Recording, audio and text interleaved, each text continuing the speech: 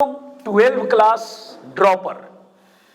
इस बार हमारे स्कूल से 2 बच्चे, मैं बता दूं आप सबको, जेई मेंस में बैठे हैं और दोनों जेई मेंस सिर्फ क्वालिफाई किए हैं, रैंक की बात छोड़ दीजिए, 82 और 80 परसेंटाइल के आसपास, और एडवांस में बैठे और एडवांस में कुछ भी नहीं हुआ। और हम लोग अपनी कमियों को एनालिसिस किए हैं और फिर अगले साल के प्लान पे हम लोग काम कर रहे हैं। निश्चित तौर से जो गलतियां हुई उस गलतियों को अब नहीं दोहराएंगे, क्योंकि गलतियों को होना कोई होने दे, गलती होना चाहिए लेकिन गलती दोबारा नहीं होना चाहिए। इसको जिंदगी, क्योंकि गलती होगा तभी तो आगे बढ़ेंगे। तो क्लास 12 के ड्रॉपर शाहिद जमाल को बुलाएंगे। शाहिद जमाल आए, ताली बजाएं।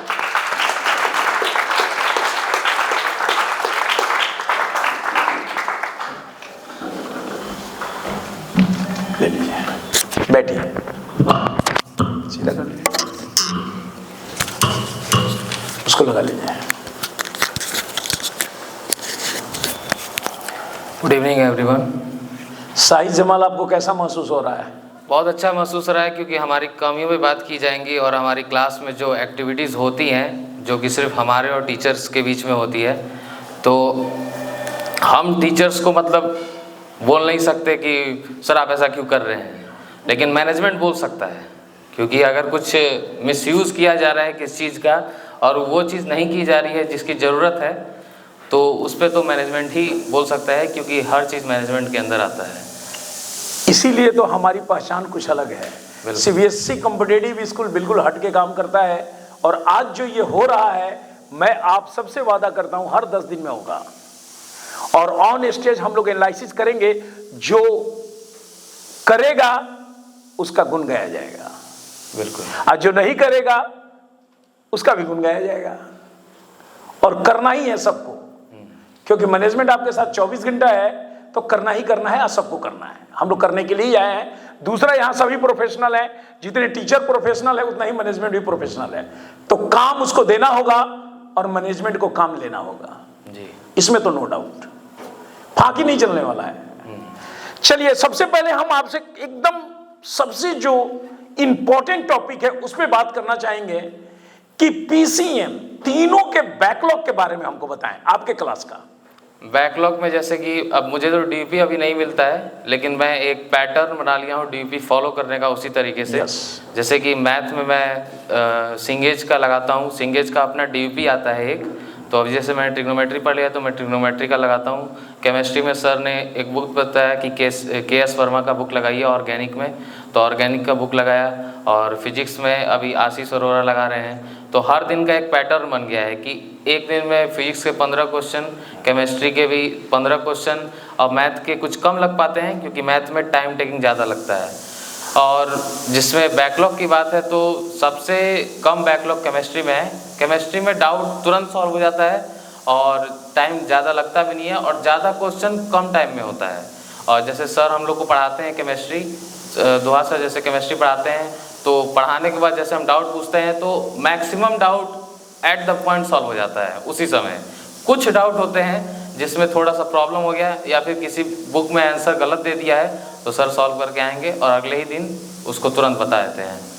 लेकिन सबसे ज़्यादा बैकलॉग जो होता है वो मैथ में होता है।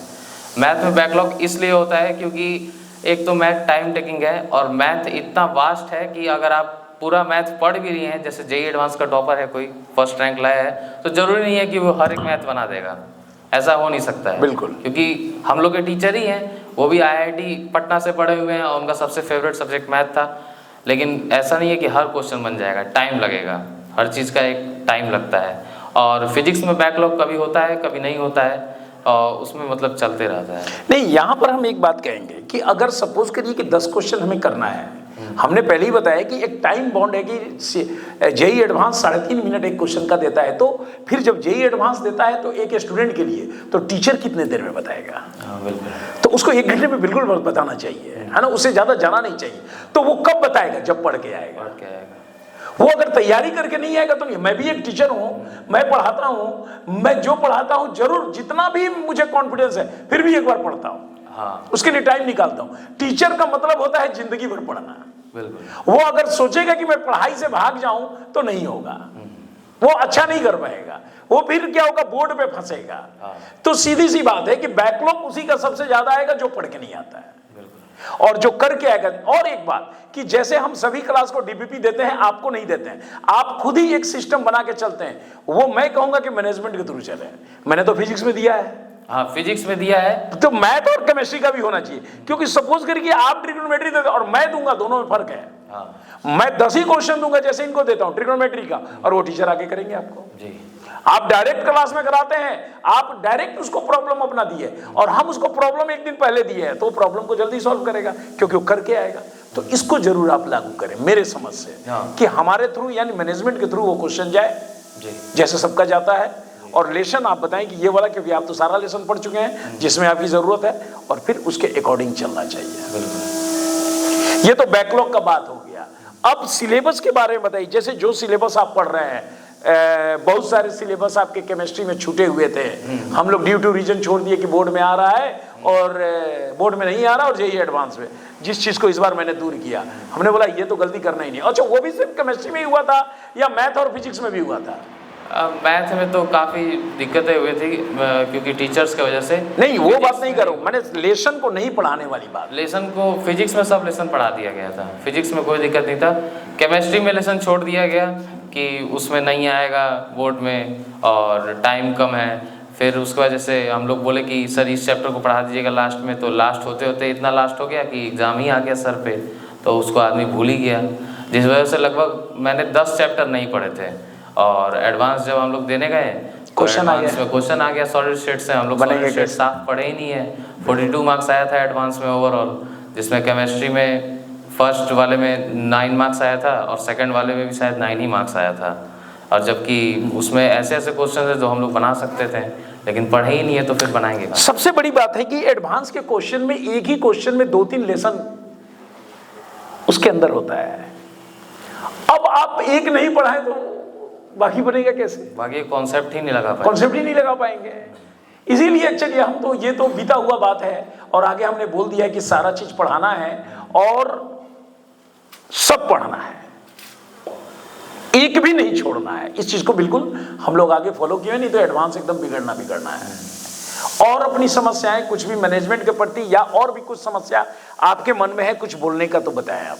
जैसे कि टीचर जब आ रहा है क्लास में पढ़ाने के लिए, तो उसको एक मेंटालिटी से आना है कि वो सिर्फ पढ़ाने के लिए आ रहा है, टीचर को डाइवर्ट नहीं होना चाहिए। जैसे हमारे केमिस्ट्री के सर मुझे पढ़ाते हैं, घुसे और तुरंत पढ़ाना चालू कर दे, 1 सेकंड भी जाया नहीं होता है और पूरा वक्त पढ़ाते हैं, मतलब 1 मिनट भी इधर से उधर नहीं होगा। वही चीज़ जैसे हम लोग फिजिक्स में भी देखते हैं, तो वही सेम बात है, सर आए तुरंत पढ़ाना चालू। लेकिन अब सर आए और फिर एक्सक्यूज़ देंगे कि यार आज का क्वेश्चन बहुत हार्ड था यार, जैसे उनको डीपी मिला है, अब वो आए और बोलेंगे कि आज का क्वेश्चन बेटा बहुत हार्ड था, मेरे को एक क्वेश्चन में 1 घंटा लग गया। इससे बच्चे का मोरल डाउन होता है। आप ये मत बोलिए बच्चे से आके कि 1 घंटा लग गया, आपको बनाने में जितना टाइम लगा आप अपने पास बात रखिए।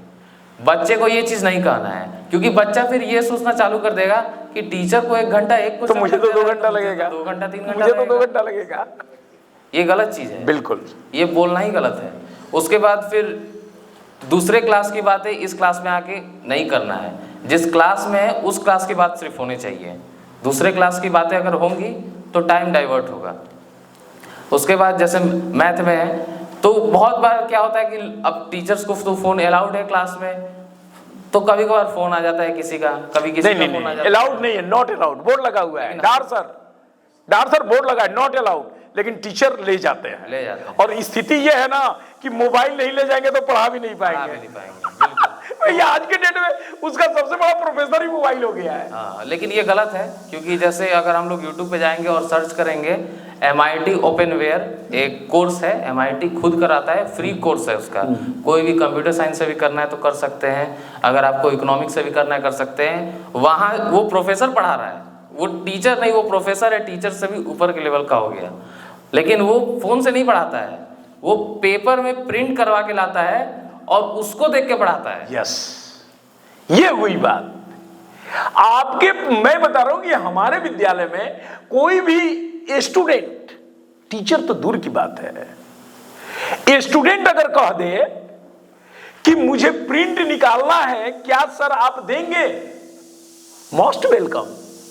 यहां तक कि 11 के बच्चों को मैंने बोला है डीपीपी के अलावे, आई एम राइट, कि तुम जाओ और तुम अपने मन से भी कुछ क्वेश्चन, वो भी अगर जितने बच्चे हो अलग अलग डे निकालो जी, और निकाल करके और आपस में डिस्कशन करो। सही है ना? तो यहां पेज का तो कोई बात नहीं। और जो शिक्षक मोबाइल में पीडीएफ रखे हैं वो हमसे प्रिंट निकाल लें। बिल्कुल, मोबाइल लेने की क्या जरूरत है? बिल्कुल, और वो पीडीएफ पे पढ़ाएं हाँ बिल्कुल, कि ये चीज है सर निकाल दीजिए, कभी तो मना नहीं किया जाता है। ये आपका कहना बिल्कुल सही है, ये हो सकता है। इससे क्या होता है कि अब फोन लेके आए, कभी घर वालों का फोन आ गया, कभी किसी का फोन आ गया। अब फोन अगर आ भी गया तो आपको साइलेंट पे रखना है या फिर फ्लाइट मोड पे कर दीजिए, क्योंकि आप पढ़ाने आए हैं सर। मेरे यहाँ एक शिक्षक थे, मैं बता दूं आप लोगों को, केरला के एक ही शिक्षक आए, आप लोग कुछ जानते भी होंगे।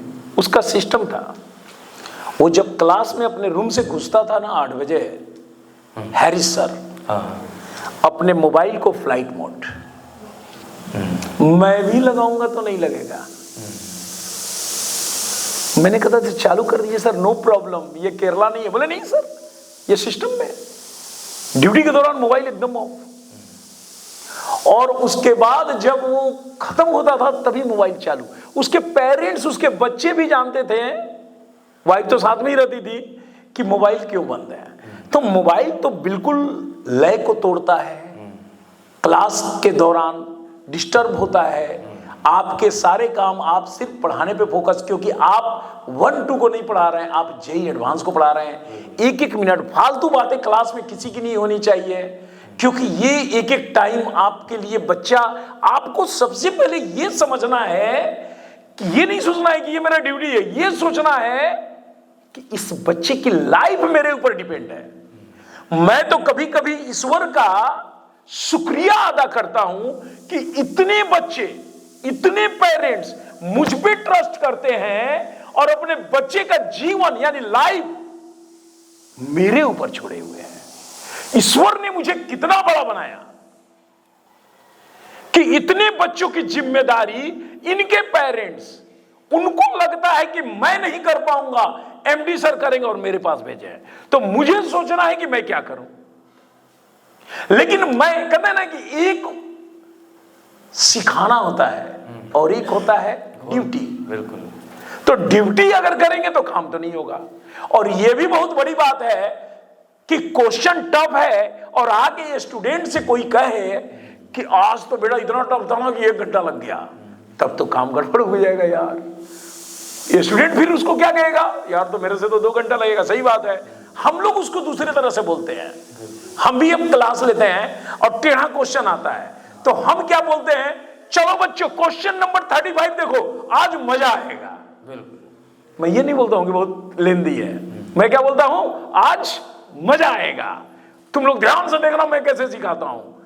तो हम अपनी बातों को अलग ढंग से कह सकते हैं, हम सारा काम करते हैं और किस ढंग से करें आपको यह समझना जरूरी है कि हम क्या बोलेंगे तो स्टूडेंट क्या पॉजिटिव लेगा या निगेटिव लेगा। बिल्कुल।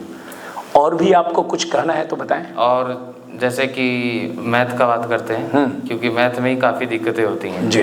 जैसे मैथ में अगर मैं तो क्वेश्चन मैथ में खुद लगाता हूँ, अब मैनेजमेंट तो देता नहीं है, अगले बार से मैनेजमेंट देने लगेंगे। बिल्कुल बिल्कुल।